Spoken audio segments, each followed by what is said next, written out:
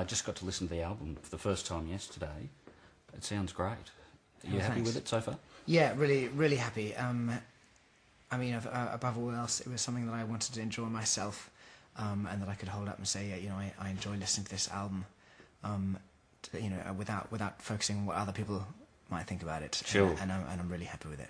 And that's inevitably going to be the case, I guess, with a overwhelming smash, Back to Bedlam. The expectation is going to be there, but I suppose that's, in a way, an unreasonable expectation. I mean, do you kind of, once you embrace that, is it kind of freeing to then go and do what you want to do? Yeah, absolutely.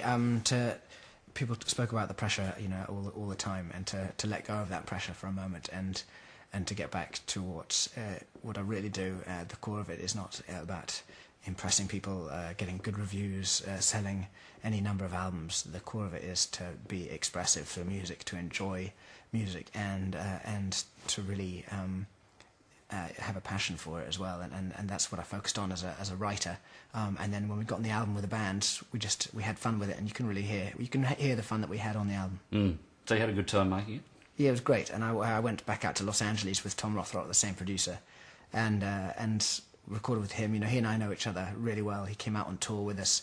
He came and visited here in Ibiza while I was writing, and he's really the sixth member of my band. And yeah, I had a great time out there with the whole band as well. We just got in there and performed, really. Sure. I mean, in one way, you're kind of starting afresh as well. You came into Back to Bedlam with such an extraordinary backstory, I suppose, which then you had to go on and explain 5 billion times in interviews around the world. Sure. Is it kind of a pleasure to be free of all of that as well and to be judged just on the music? Well, I guess, one backstory is replaced with another in many ways. Last time I obviously had to speak about the Army a hell of a lot, and this time I think we'll probably talk about the great success of the last album and the burden, really, of that beyond there. But yeah, it's nice to have a new album to talk about, definitely. And more than anything else, it'll be great to get back out on the road and play these. We've gone from having 10 songs to tour with to doubling that number of 20.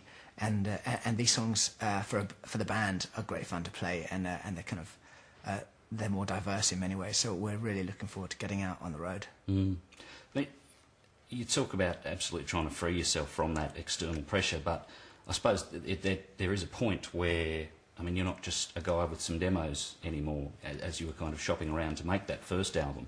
You're kind of the linchpin, the centre guy of a multi-million-dollar business. Is that kind of still in the back of your head somewhere? No, not really. I know that a record company, particularly in this day and age, will feel pressure themselves to get out there and make money out of this. But I don't. I'm not in the industry for any notion of commercial success. I do it out of a need to express myself through music, and I find language quite limiting, and so music is a freedom in itself and a necessary form of expression. And I would.